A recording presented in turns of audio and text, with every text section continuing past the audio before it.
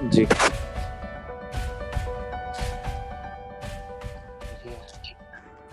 Okay. यहाँ पे वो कहता है a curve is such that dy by dx is this, point दिया हुआ है 1,1 और वो कहता है find the coordinates of the point at which the curve intersects the x axis.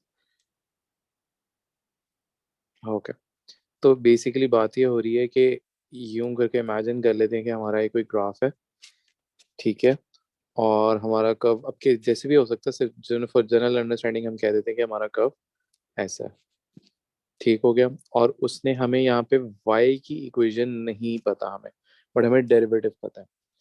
और उसने कहा अच्छा curve cuts the x axis, तो ये x एक्सिस जहाँ पे यहाँ पे कट कर रहा है, आपने यहाँ का कोऑर्डिनेट बताना है, दैट इज द पर्पस।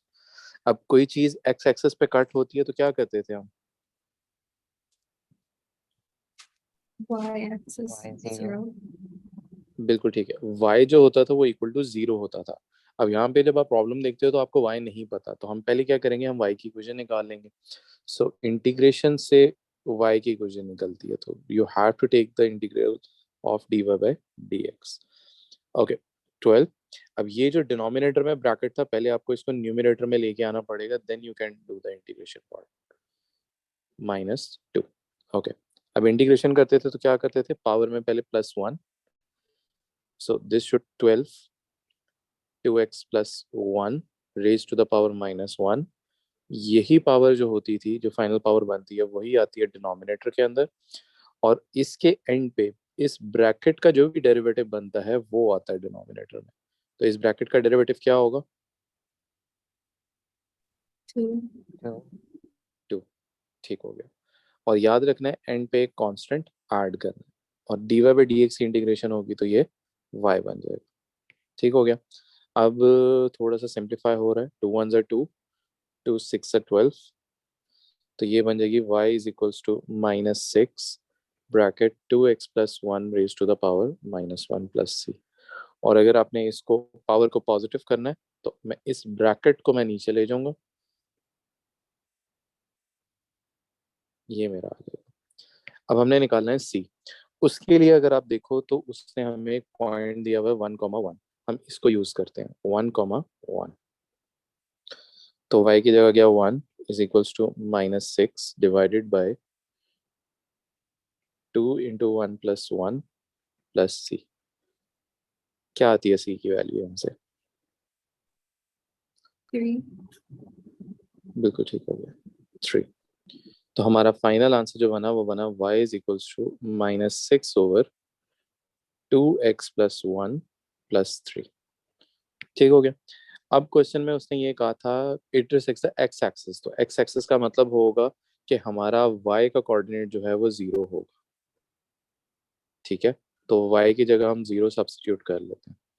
तो जब 0 सब्स्टिट्यूट करते हैं, 0 equal to -6 divided by 2x plus 1 plus 3, इसको शिफ्ट कर लेते हैं तो ये बनेगा 6/2x plus 1 is equals to 3, cross multiply 6x plus 3, 3 equal to 6x, और 1/2 आ जाएगी x की वैल्यू।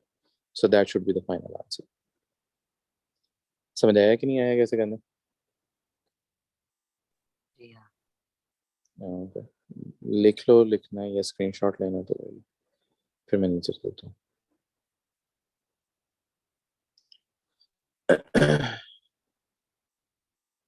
ठीक है, ये भी हमने टाइप 1 की है जिसमें रिवर्स और रिवर्स करते हैं, ठीक है, जिसमें इक्वेशन ऑफ कर्व निकल के आती है हमारे पास।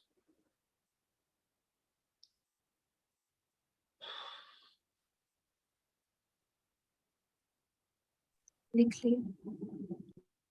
ओके अनस आपने? जी हो ओके, अब जरा हम करते हैं एरिया। ठीक है, एरिया को क्वेश्चन कर लेते हैं।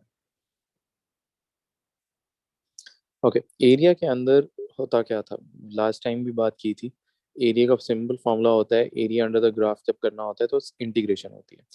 अब यहाँ पे देखो, यहाँ पे रीजन जो है वो दो लाइंस या एक लाइन और एक कर्व है, उनके बीच में ट्रैप है, ठीक है। तो जब इस तरह ट्रैप रीजन होता है तो मैंने बताया था लास्ट टाइम भी कि हम एरिया जो होता है वो इस तरह से निकालते हैं कि अपर जो भी अपर है उसमें से लोअर का आप माइनस कर लेते हैं एरिया, तो आपके पास इन बिटवीन दरमियान वाला जो एरिया है वो निकल आता है। ठीक है, तो इसका मतलब ये है कि आप, ये कहने का पर्पज ये है। अच्छा, अभी तो चलो पहले पार्ट में एरिया नहीं कहा, पहले पार्ट में तो उसने कहा कि आपने ए और बी के कोऑर्डिनेट्स बताने। तो बी ये है और ए ये है, ये कोऑर्डिनेट कैसे निकलेंगे?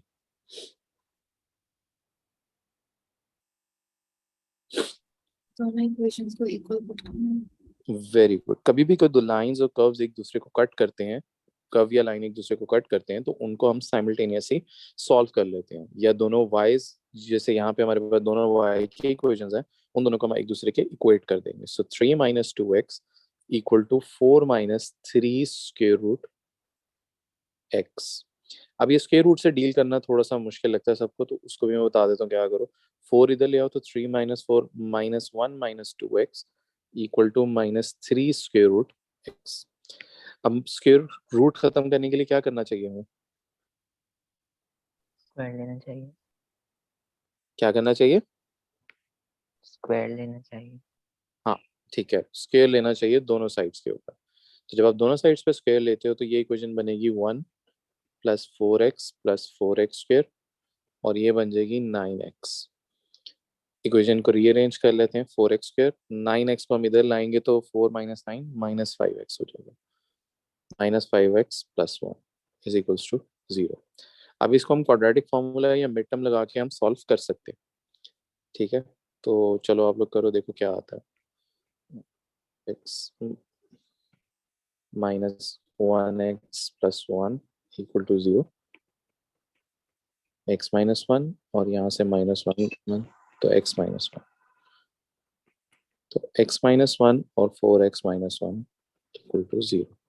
वन तो x की वन दो 1 आ गई और 1/4 आ गई।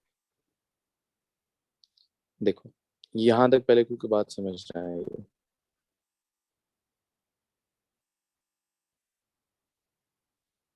ओके, अब मुझे बताओ 1/4 या 1, ए का कौन सा कोऑर्डिनेट होगा और बी का कौन सा कोऑर्डिनेट होगा?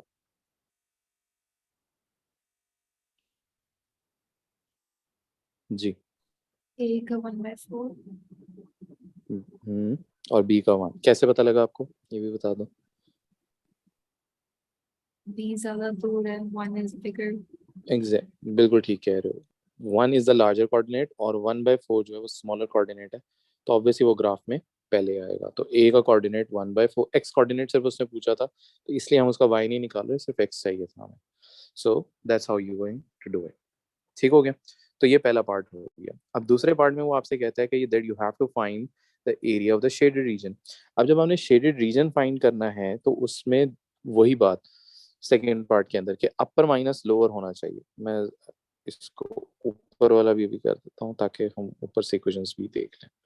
ओके, तो होना ये चाहिए कि अपर कर्व, अब बताने हैं कि अपर कर्व कौन सी है, अपर इक्वेशन कौन सी है, कर्व मैं बोल रहा हूँ इक्वेशन। ओके, इसको मैं 1 कह देता हूँ जस्ट फॉर आवर अंडरस्टैंडिंग, और इसको मैं 2 कह देता हूँ। ओके, तो आप मुझे बताओ 1 ऊपर है कि 2 ऊपर है? 1। 1। बिल्कुल ठीक है, तो 1 वाली को हम पहले लिखेंगे, यानी इंटेग्रल ऑफ 3 - 2x, और इस पे लिमिट लगेगी 1/4 से लेके 1। ये है अपर, माइनस द लोअर। अब लोअर कर्व ऑब्वियसली हमारी दूसरी है, 4 - 3 स्क्वायर रूट ऑफ एक्स, और लिमिट सेम रहेगी 1/4 से लेके 1। ठीक है, अच्छा, अब दो अप्रोचेज हैं कि आप दोनों इक्वेशंस को साथ साथ लेके चलते रहो। ठीक है, आप ये भी कर सकते हो, और दूसरा तरीका ये है कि पहले आप अपर कर लो, फिर आप लोअर कर लो, एंड पे जाके उन दोनों को सब्ट्रैक्ट कर लो।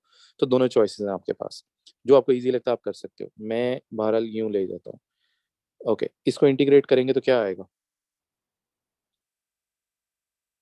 3 - 2x को 3x 3x - minus x 2x square. square.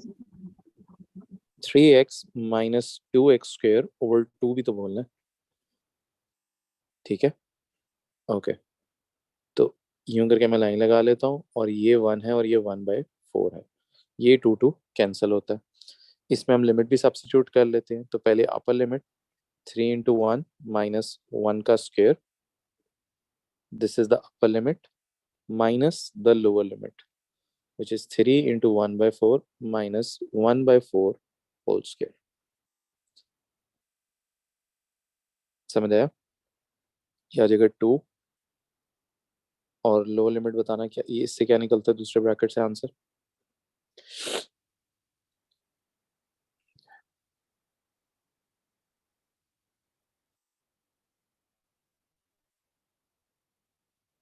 Fraction में हो तो ज्यादा बेहतर है। 11/16. 11/16 और इन दोनों को सब्ट्रैक्ट कर लो तो क्या आ जाएगा? 21/16. 21/16 यही का है। जी. ठीक हो गया। अब ये देखो, ये मैंने पहले क्या किया, मैंने अपर वाली कर्व को मैंने पूरा सॉल्व कर लिया और मैं एग्जाम में भी यही साइड के ऊपर मैं दोबारा से क्या कह रहा हूँ कि इस साइड को मैं सॉल्व कर लूंगा। अब इसकी इंटीग्रेशन करते हैं तो क्या होगा? रिमेंबर ये x का मतलब है x की पावर 1/2। ओके, तो ब्रैकेट में लगा के रखता हूँ ताकि साइन की प्रॉब्लम ना आए। 4 की इंटीग्रेशन 4x माइनस 1/2 नीचे आएगा, सो 1/2 इंटू 3x की पावर -1/2। जब आप पावर में से sorry sorry sorry sorry sorry मैंने गलत कर दी, मैंने डिफरेंशिएशन कर दी। दोबारा बताओ, पावर में किया +1 तो ये क्या बनेगा? 3x की पावर 3/2 डिवाइडेड बाय 3/2। समझ आया कि नहीं आया? जी वो पहले मैंने डिफरेंशिएशन कर दी थी, वो मिस्टेक थी। ओके, 3 डिवाइड बाय 3/2 कितना बन जाता है?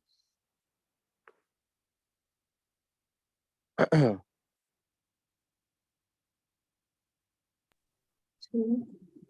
बिल्कुल ठीक है, 2 बनता है। ठीक है, और इस पे हम लिमिट लगा लेते हैं 1/4 से लेके 1।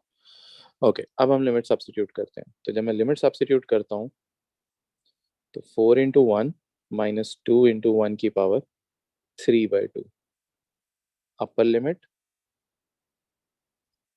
Minus the lower limit.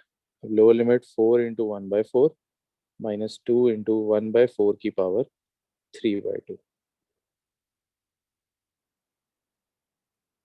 Okay, ये माइनस यहाँ बड़ा ब्रैकेट, फिर ये जो अंदर वाला ब्रैकेट है उसको सॉल्व करते हैं तो ये 4 - 2 तो ये 2 आ जाएगा। इसको भी सिंप्लीफाई करके बताओ ये क्या आता है?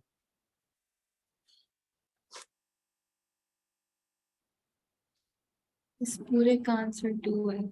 The first bracket. ये वाला फर्स्ट ब्रैकेट के ये वाला के इन दोनों का answer? The first one's 2, the second one's 3/4. Yes, ये सेकंड वाला मैं पूछा था 3/4। ठीक हो गया। और 2 - 3/4 कितना आ जाएगा? No, sir, I meant जो दूसरा जो right side वाला बड़ा bracket है, that's 3/4. राइट साइड वाला, ये वाला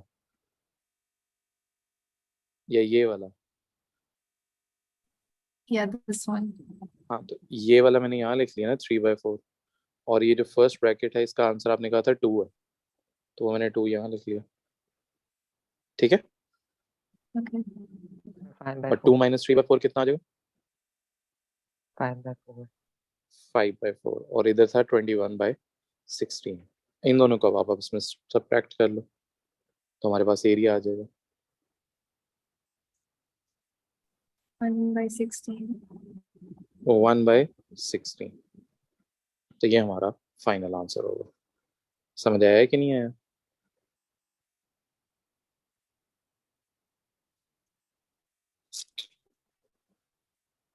कोई चीज यहाँ तक मुश्किल हो पहले बता दो।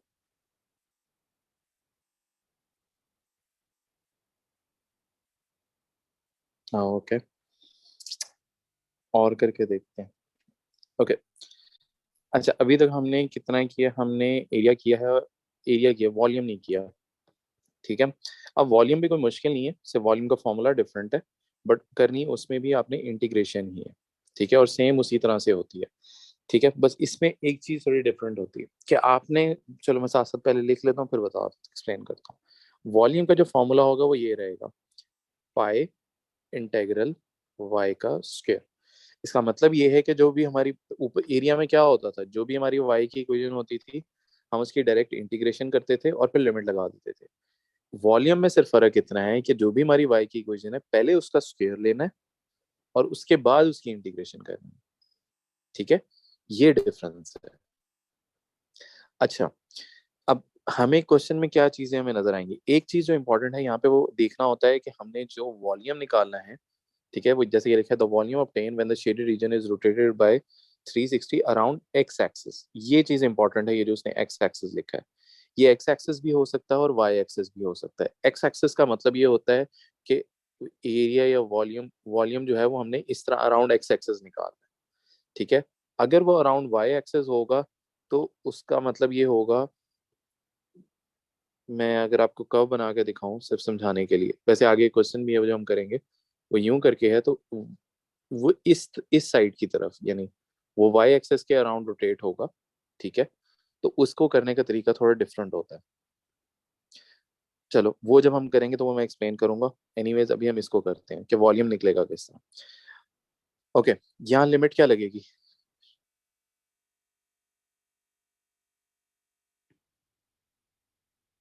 हाँ, वॉल्यूम कहाँ से लेके कहाँ तक का निकालना है, जो शेडेड रीजन है? 0 से 2। बिल्कुल ठीक है, 0 से 2। पाई जो है वो बाहर ही रहेगा, पाई को कुछ नहीं करना। और y की जो इक्वेशन है वो आपने अंदर लिखनी है, x⁻3+1 की पावर 1/2।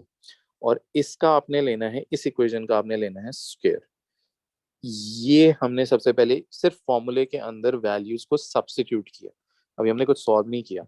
ठीक है, अब जब इसको सॉल्व करते हैं तो अगर आप देखो ये स्क्वायर और ये 2 कट जाएगा आपस में, तो आपके पास जो पीछे इक्वेशन रह जाएगी वो सिर्फ आपके पास रह जाएगी पाई इंटेग्रल x³ + 1, और लिमिट है हमारी 0 से लेके 2। अब हम इसको इजीली इंटीग्रेट कर सकते हैं ना, तो x³ + 1 की इंटीग्रेशन क्या होगी?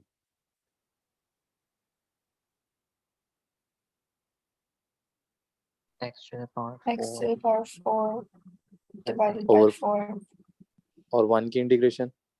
plus x। x। बिल्कुल ठीक है।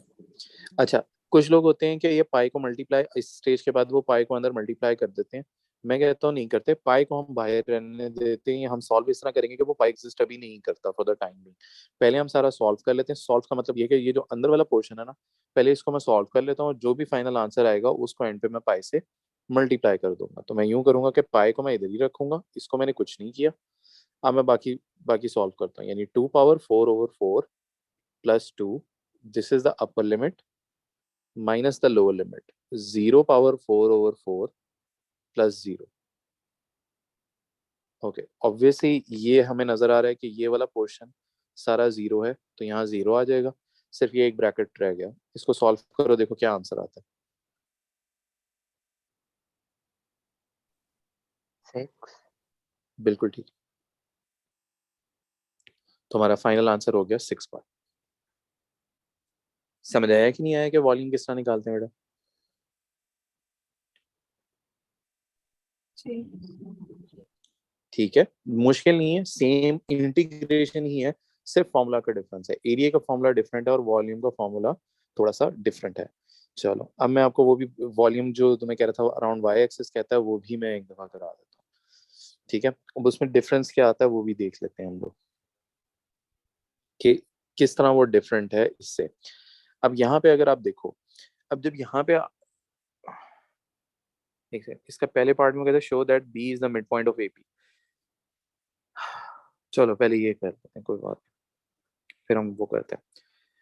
ओके, जरा देखो कैसे निकालेंगे। ऑब्वियसली बी का अगर मिड पॉइंट निकालना है तो हमें मिड पॉइंट का फॉर्मूला पता है कि ए और पी के ऊपर हम मिड पॉइंट लगाएंगे, लेकिन यहाँ पे प्रॉब्लम ये है कि पी के तो कोऑर्डिनेट है हमारे पास, विच इज 2,1। ठीक है, जो कोऑर्डिनेट नहीं है वो हमारे पास ए का नहीं है, तो आपने ए का कोऑर्डिनेट निकालना है ताकि फिर हम मिड पॉइंट का फॉर्मूला निकाल के इस बी के कोऑर्डिनेट्स निकाल लें। तो पहला प्रॉब्लम हमें जो देखने को मिल रहा है वो ये है। अब आपने मुझे बताना है ए का कोऑर्डिनेट हम कैसे निकाल सकते हैं।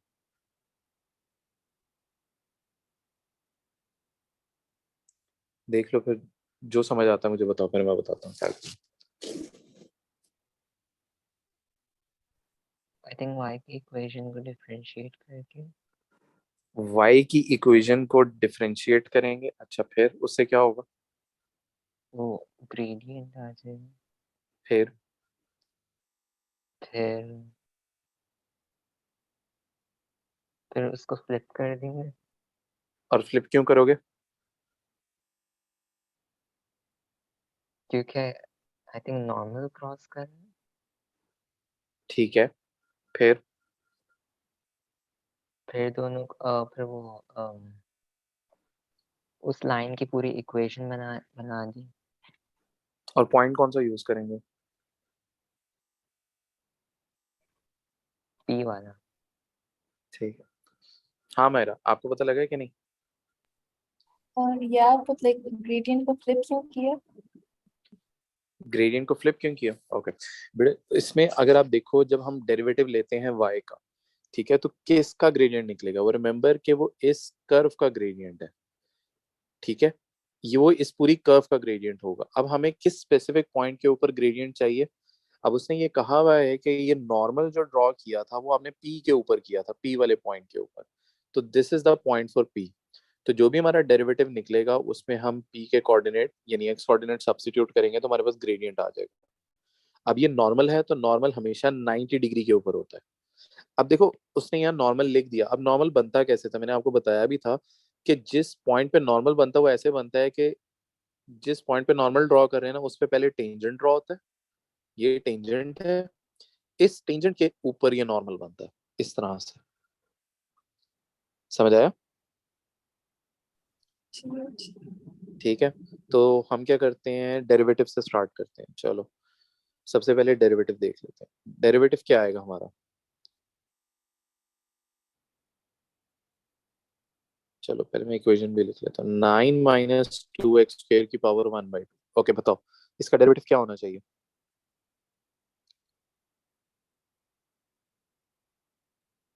डेरिवेटिव कैसे लेते थे याद? 1/2 हाँ, multiplied by 9 minus 2 x squared. फिर पावर में से 1 सब्ट्रैक्ट किया तो ये आ गया -1/2। आगे Multiplied by -6 x. -6 कहाँ से आया बेटा? -2 x squared का derivative. -4 होगा। 4 नहीं होगा। Oh, it's a 2. I thought it's a 3. हाँ, ये इसका ब्रैकेट का डेरिवेटिव जो भी होगा वो यहाँ आ जाएगा, तो -4x। ठीक हो गया। अब यहाँ पे मुझे ये 2 और 4 सिंप्लीफाई होकर 2 रह जाएगा, तो इन द एंड हमारा डेरिवेटिव जो है that is -2x bracket 9 - 2x² -1/2। अच्छा अब ये भी कर सकते हो कि बैठ के पहले इसको सिंप्लीफाई यानी सीधा करो, पावर को पॉजिटिव करो, लेकिन ऑब्वियसली हमें यहाँ पे x की वैल्यू पता है 2, तो एट x इक्वल टू 2, तो आप 2 को सब्स्टिट्यूट करो इधर भी और इधर भी, तो मुझे बताओ क्या आंसर निकल के आता है। -2 × 2 ब्रैकेट 9 - 2 × 2² पावर -1/2। कैलकुलेटर में बिल्कुल इसी तरह लिख लो तो आपको डायरेक्टली वो ग्रेडियंट दे देगा एट पॉइंट P। ये ग्रेडियंट अभी हम टेंजेंट का निकाल रहे हैं, क्या आता है बताएं?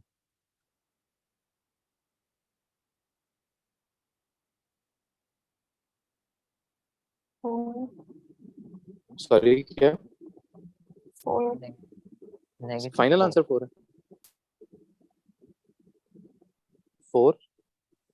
सर -4 नहीं, मुझे नहीं पता, आपने बताना है। -4 आ Negative जाएगा। 4. ओके, -4। देख लो ये माइनस लगाया था शुरू में मायरा।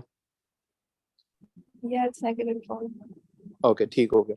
अब ये टेंजेंट का ग्रेडियंट है, तो अब जब आपने ग्रेडियंट नॉर्मल का निकालना है तो क्या तरीका था, नंबर भी साइन भी फ्लिप और नंबर भी फ्लिप, तो हमारा ग्रेडियंट आ गया 1/4।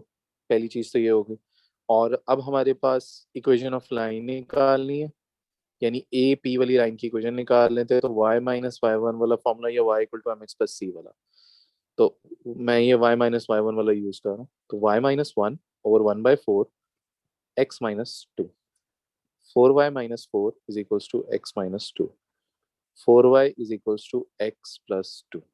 ये है मेरे पास ए पी वाली लाइन की इक्वेशन। अब मेरे पास ए पी आ गया। अब मुझे पता है कि ए पॉइंट के ऊपर यहाँ पे क्या चीज होगा, ये एक्स एक्सिस को कट कर रही है, तो क्या होना चाहिए यहाँ पे?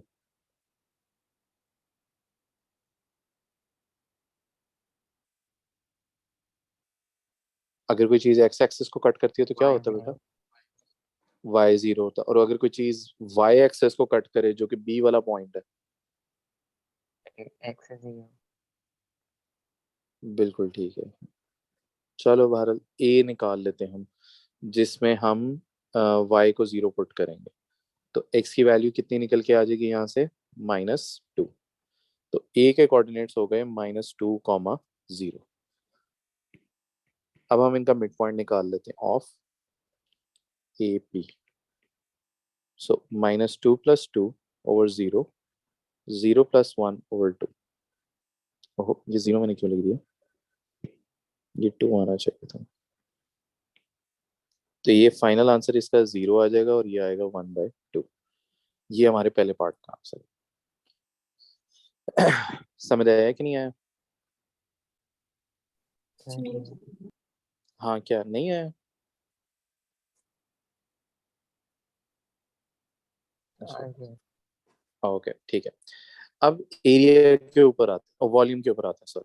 सेकंड पार्ट में देखो तो वो उसने आपको बताया हुआ है कि ये y इक्वल टू, हमें कोऑर्डिनेट देख के भी पता लग रहा है कि ये 1 के ऊपर, यानी यहाँ पे कोऑर्डिनेट 1 है, यहाँ पे ये डॉटेड लाइन की बात कर रहा है।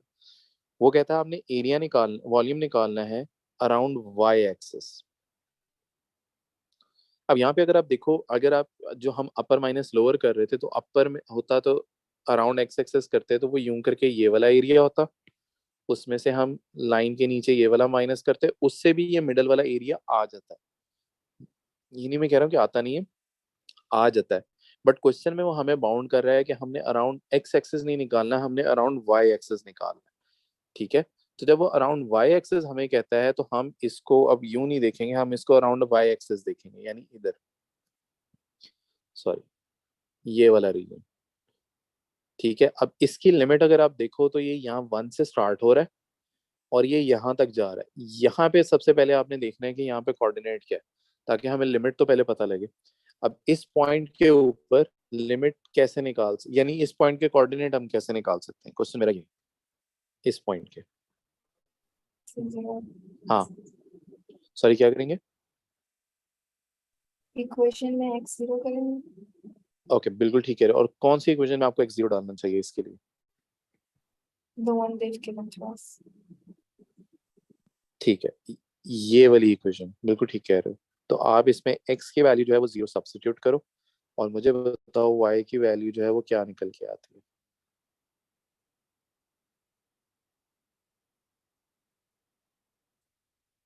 कितनी आई? 3. बिल्कुल ठीक हो गया।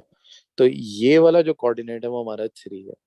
अब लिमिट है हमारी 1 से लेके 3। अब आपने मुझे बताना है कि हमारी इक्वेशन के अंदर x आ रहा है कि y आ रहा है, ये वाली जो इक्वेशन है जिसको हमने इंटीग्रेट करना है। हाँ, यानी जब हम लिमिट डालते हैं तो हम x की जगह डालते हैं, x की जगह डालते हैं, कहाँ डालते हैं लिमिट को? x की जगह। ठीक है। लेकिन ये जो लिमिट है 1 से लेके 3, ये x की लिमिट नहीं है, यानी x की लिमिट होती है जो x एक्सिस से उठाते हैं, ये है y एक्सिस की लिमिट। तो जब भी वो अराउंड y एक्सिस कहेगा, अब इसको मैं यहाँ ना मैं नीचे कर रहा हूँ, y is equals to √9 minus 2x²। Okay, तो इसमें आपने करना क्या है कि आपने इस केस के अंदर अब आपने बेसिकली x को पहले सब्जेक्ट बनाना। ठीक है, ताकि हम y की फॉर्म में इक्वेशन है और ताकि हम y की अंदर उसकी y की लिमिट सब्स्टिट्यूट करें। ठीक है। तो सब्जेक्ट बनाने का तरीका क्या है? उसी तरह जिस तरह ओ लेवल्स में हम सीखते हैं, स्क्वायर ले लेते हैं दोनों साइड्स पे। तो y² equal to 9 minus 2x²। 2x² इधर आ गया, तो ये बन जाएगा 9 - y², x² equal to 9 - y² over 2। और स्क्वायर खत्म करने के लिए हम इसके ऊपर स्क्वायर रूट ले लेते हैं, या इसको मैं लिख लेता हूँ 9 - y² डिवाइडेड बाई 2 की पावर 1/2। यहां तक समझ आया कि नहीं आया? जी हाँ। ओके।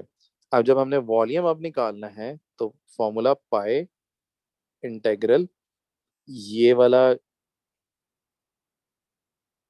इक्वेशन जो हमें गिवन है 1/2। अब याद रखो पाई इंटेग्रल y² होता था, तो आपने इस ये जो भी हमारी इक्वेशन थी इसके ऊपर आपने स्क्वायर लगाना है। और यहाँ पे हमारी जो साथ में लिमिट आएगी वो आएगी 1 से लेके 3। ये समझ आया कि इक्वेशन सेट कैसे हुई है अब? जी। ठीक हो गया। अब इसको हम सॉल्व कर लेते हैं। ये 2 और ये 2 कट गया, तो ये रह गया पाई इंटेग्रल 1 से लेके 3, और इक्वेशन रह जाएगी 9 - y² ओवर 2। अब 2 को मैं इससे भी डिवाइड कर लेता हूँ, इससे भी कर लेता हूँ, ताकि जरा इजी रहे मेरे लिए इंटीग्रेट करना। ओके, जरा इंटीग्रेट करो, बताओ क्या आता है 9/2 की इंटीग्रेशन।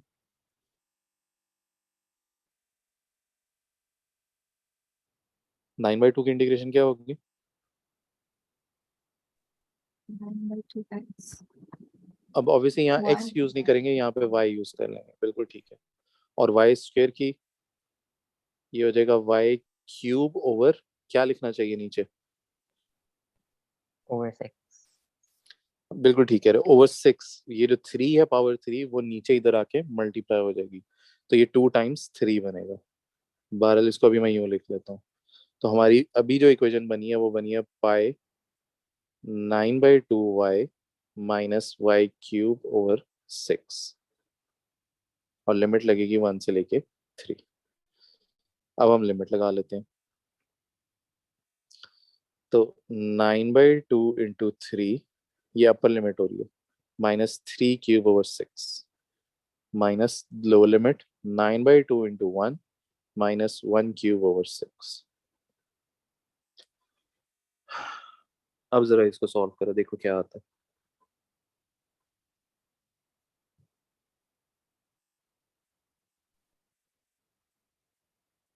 8/3। कितना, सॉरी, फाइनल 8। आंसर? हाँ फाइनल। 8/3 पाई, ये हमारा फाइनल आंसर हो जाएगा। समझ आया कि नहीं आया? जी हाँ मायरा। 16/3 16/3 आ रहा है आपका? 14/3 14/3, दोनों का डिफरेंट आ रहा है। ये कौन सा क्वेश्चन है? 24।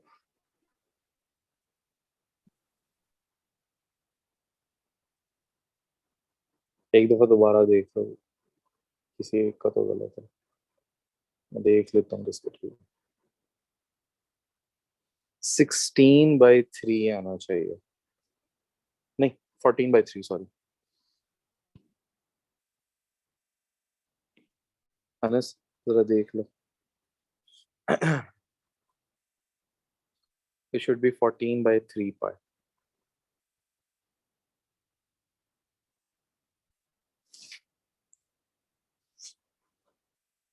हाँ ठीक। ठीक हो गया। ओके, और क्वेश्चन देख लेते हैं। अच्छा, एक है ये वाला क्वेश्चन, ये अब रिसेंटली किसी एग्जाम के अंदर आया है, जिसमें लिमिट जो है ना उसने थोड़ी डिफरेंट दी थी।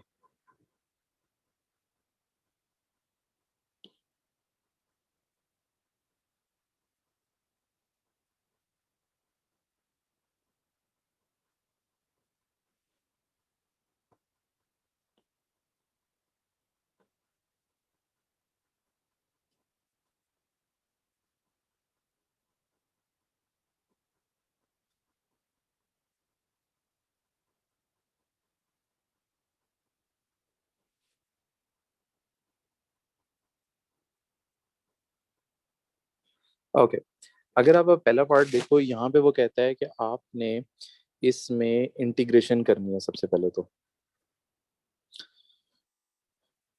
ओके, पहले तो हम इंटीग्रेट करके देखते हैं कि हमारे पास आंसर आता क्या। ओके, डिनोमिनेटर को मैं अगर ऊपर ले आऊँ, 3x-2 की पावर -3/2, और लिमिट है 1 से इन्फिनिटी। ओके, अब मुझे बताओ इसकी इंटीग्रेशन क्या होगी पहले तो।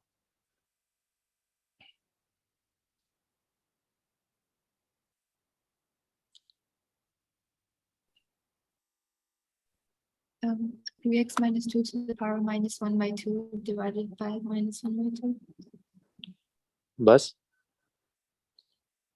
multiplied by 3. बस ये आप एक चीज मिस कर गए थे, ब्रैकेट का डेरिवेटिव भी नीचे आना चाहिए। ठीक है, अदर देन दैट बाकी आपका ठीक था, और लिमिट रहेगी 1 से लेके इन्फिनिटी। ओके, 1/2 इंटू 3, ये जो डिनोमिनेटर है इसको अगर हम ठीक करके लिखें तो क्या होगा, ये बॉटम वाला 2 सबसे टॉप पे चला जाएगा, तो एक्चुअली ये बनना चाहिए यूं करके, 2 इधर और 3 इधर, और 3x-2 की पावर -1/2।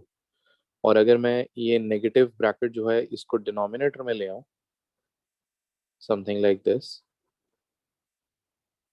तो इट्स मच बेटर। ठीक हो गया। और अब इस पे लिमिट आपने याद रखनी है, वो लग रही है 1 से लेके इन्फिनिटी। पहले तो हम अपर लिमिट लगा लेते हैं। अब जब हम पहले अपर लिमिट लगाते हैं तो 2 ब्रैकेट ओवर 3 इंटू इन्फिनिटी -2 की पावर 1/2, ये अपर लिमिट है, minus the lower limit 2 divided by 3 into 1 - 2 की पावर 1/2। ओके, अच्छा 3 इंटू इन्फिनिटी क्या होना चाहिए।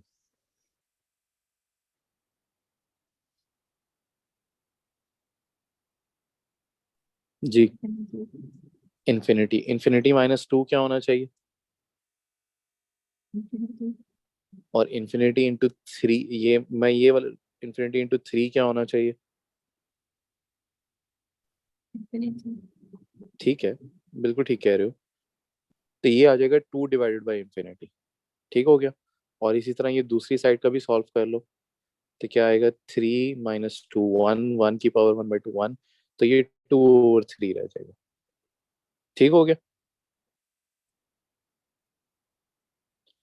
अच्छा, एक आपने मिस्टेक कर दी जो मुझे अभी नजर आ रही है।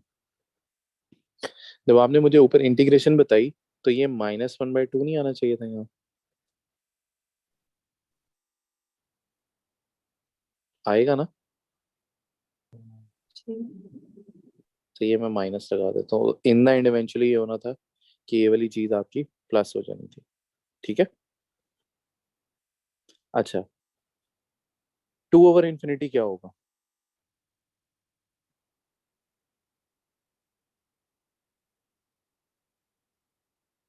नहीं पता।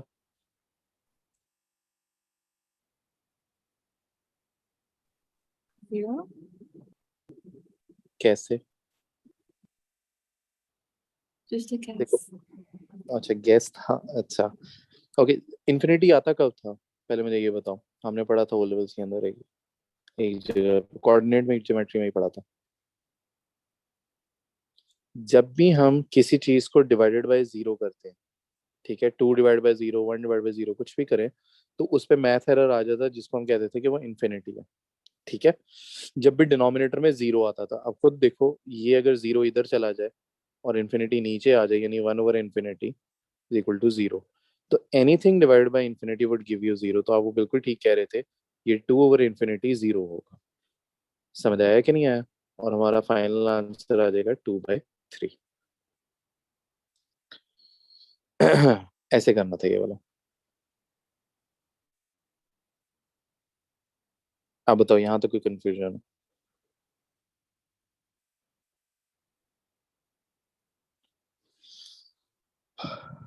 ओके, बी पार्ट में हमने फाइंड करना है वॉल्यूम।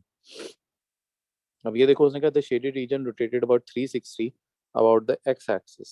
ठीक है, तो लिमिट हम एक्स एक्सिस से लेंगे जो कि हमें नजर आ रही है 1 से लेके 2। इक्वेशन हमारी है, डिनोमिनेटर को मैं न्यूमरेटर में ले आऊं तो 3x - 2 की पावर -3/2।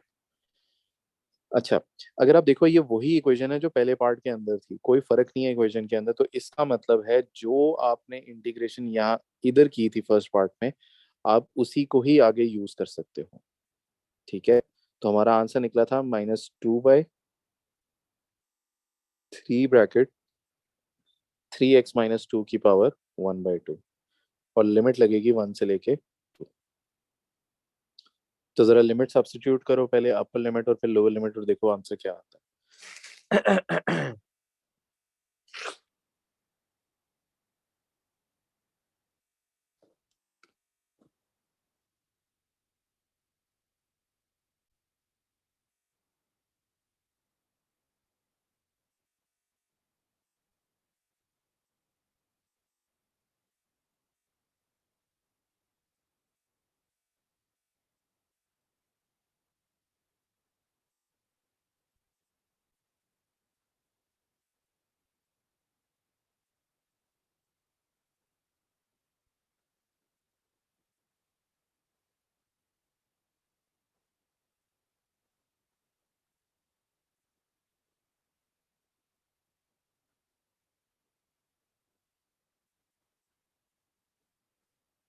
1/2, 1/2 आता है, 1/3, 1/3। ठीक है, ओके, इसी तरह इसका लास्ट पार्ट देखो, उसमें वो क्या कहता है, the normal to the curve at 1 1 crosses the y axis at point A, find the coordinate of y। Okay, ये कैसे करेंगे?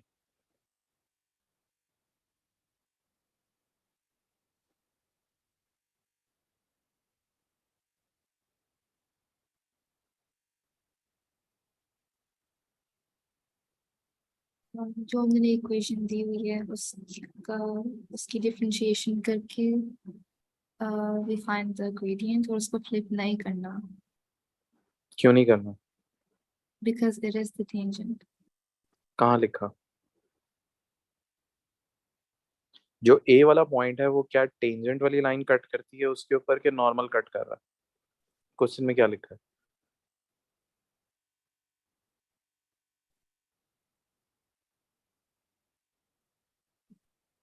मिला, किस चीज की बात कर रहा हूँ? Yes, normal. नॉर्मल, तो it means you have to flip the gradient, ठीक है ना? आओ फिर जरा कर लो, देखो इसका आंसर क्या आता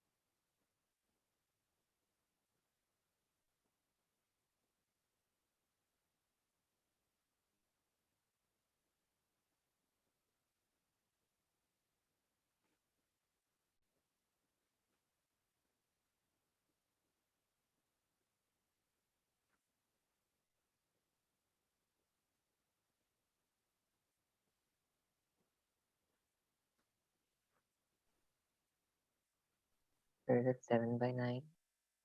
7/9? Yeah. मायरा तो निकाला आपने?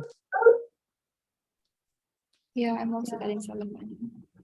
ठीक हो गया, समझ आया टॉपिक कि नहीं आया?